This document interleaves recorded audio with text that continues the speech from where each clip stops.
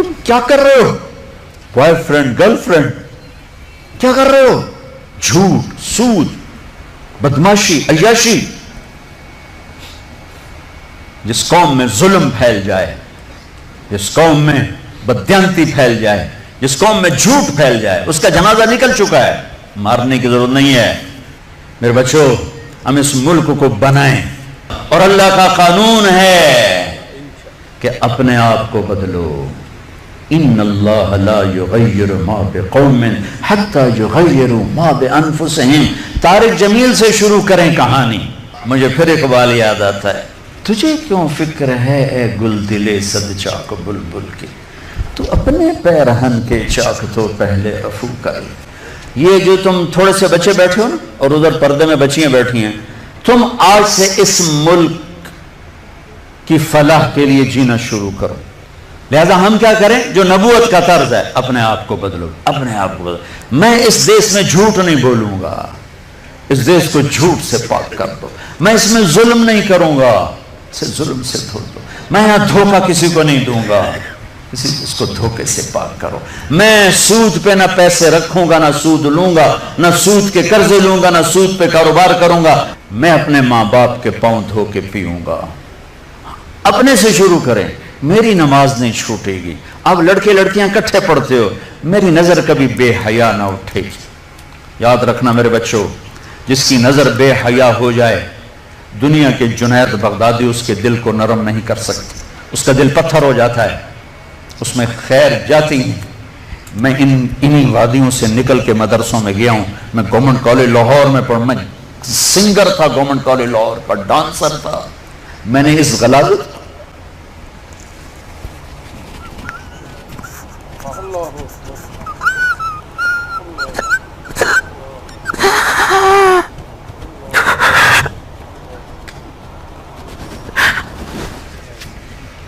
میں نے ان اندھیروں میں سفر کیا ہوا ہے.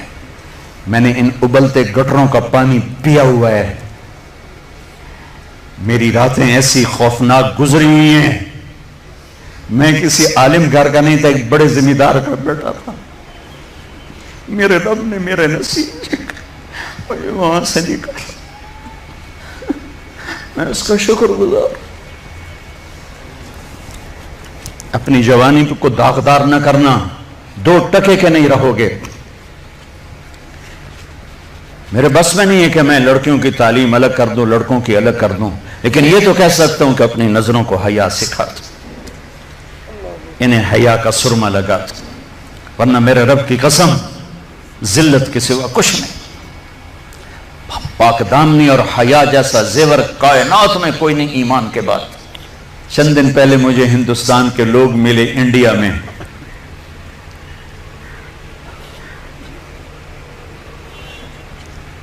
تو ان کا جی ہم گشت کر رہے تھے، سکھوں کا محلہ تھا. تو ایک بوڑھی خاتون آئی کہ بیٹا میرے پتروں نے بھی مسلمان بناؤ. میں مسلمان ہاں، میں 47 پکڑی گئی ہوں، میں مسلمان. میری ساری اولاد سکھ ہے، کوئی نہ مسلمان بنا چھوڑو. میں آج تائیں ایمان اپنے ہاں نہ لایا.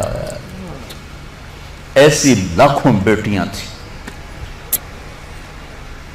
اگر ناچنا گانا ہی کرنا تھا تو انہیں ذبح ہونے کی کیا ضرورت تھی؟ اگر سود کے بڑے بڑے نظام چلانے تھے، ناچ گانے کی محفلیں سجانی تھیں، آوارگی کو تہذیب بنانا تھا، میرے دیش کی عدالتوں نے بک جانا تھا.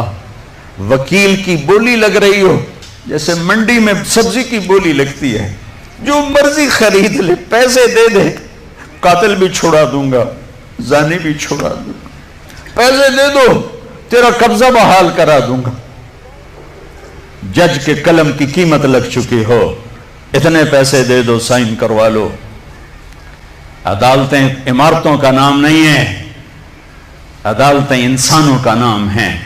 جب انسان بھیڑ بکری کی طرح بکنے لگیں، جب قانون کے قلم کی بولیاں لگیں، جب مالدار کے لیے اور قانون ہو، غریب کے لیے اور قانون ہو، طاقتور کے لیے اور قانون ہو، حکمران کے لیے اور قانون ہو، مخالف کے لیے اور ہو، اپنوں کے لیے اور ہو، تو وہ جنگل ہے، وہ جہاں افریقہ کا جنگل ہے.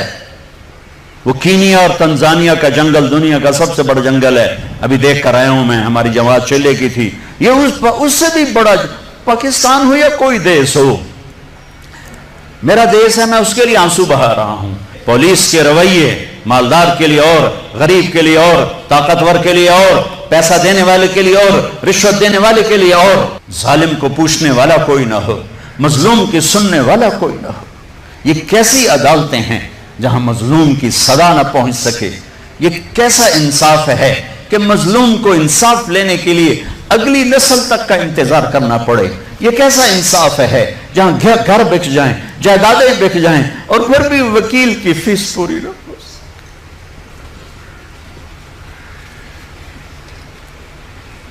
ہمارے بزرگوں نے بہت اچھا خواب دیکھا، بڑے ذبح ہوئے، بڑے ذبح ہوئے، چمن میں تخت پر جس دم شہ گل کا تجمل تھا، ہزاروں بلبلیں تھی باغ میں، ایک شور تھا غل تھا، کھلی جب آنکھ نرگس سی نہ تھا جز خار کچھ باقی، بتاتا باغباں رو رو یہاں غنچہ یہاں گل تھا۔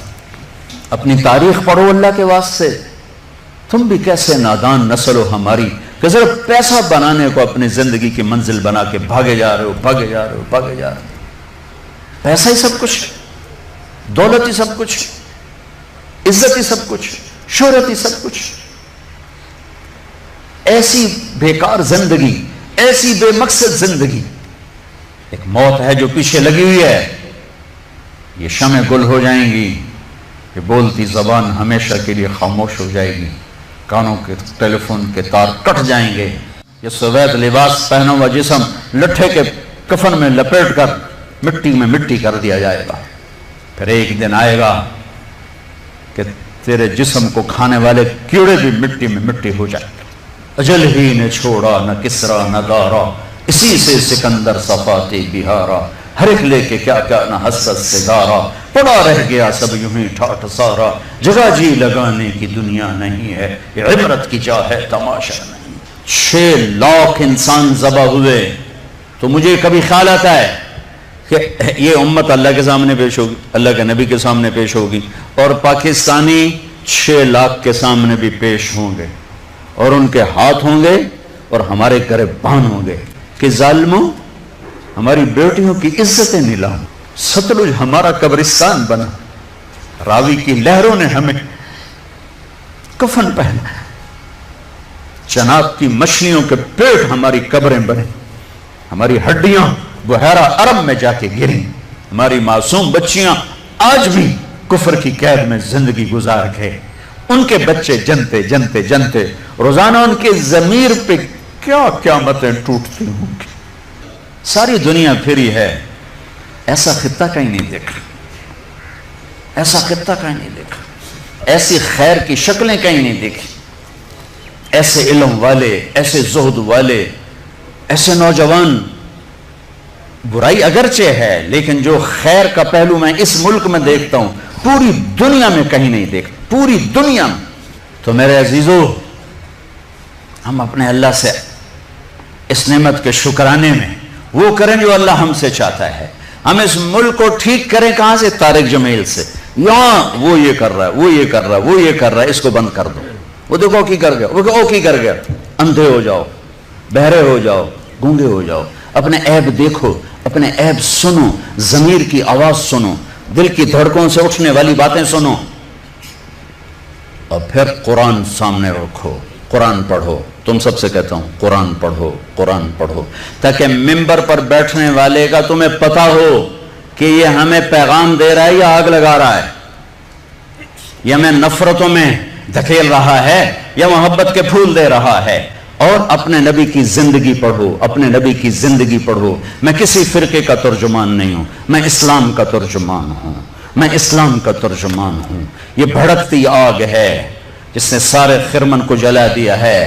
میں اکیلا کہاں تک بولوں اور کیا کیا بولوں، لیکن میرے سامنے ایک واقعہ ہے کہ جب ابراہیم علیہ السلام کی آگ بھڑکائی گئی تو گرگٹ کرلا، وڈا کرلا، اس نے آ کے پھونکیں ماری، پھونکیں، اور نامرادہ تیری پھوکا نال کڑی اگ بات جاونی۔ لیکن ایسی نحوست اس کے لیے مقدر میں آئی کہ میرے نبی نے فرمایا جہاں گرگٹ ملے اسے قتل کیا جائے۔ گرگٹ زیادہ تر अफ्रीका में बहुत है, हमारे जंगलों में होता है, शहरों में नहीं। कबूतर ने क्या किया, उसने चोंच में पानी भरा और जाकर इब्राहिम अलैहिस्सलाम की आग के ऊपर गिराया। उसने कहा मेरे को बुझनी तो कोई नहीं, पर मेरा नात लिख बुझावन वाले हैं।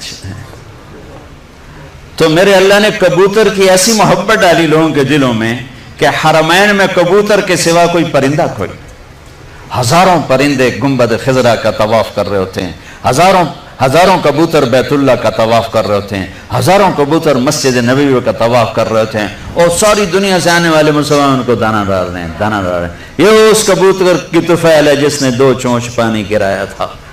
मैं कुछ नहीं हूं, मैं एक कबूतर हूं जो 2 चोंच पानी गिरा रहा हूं।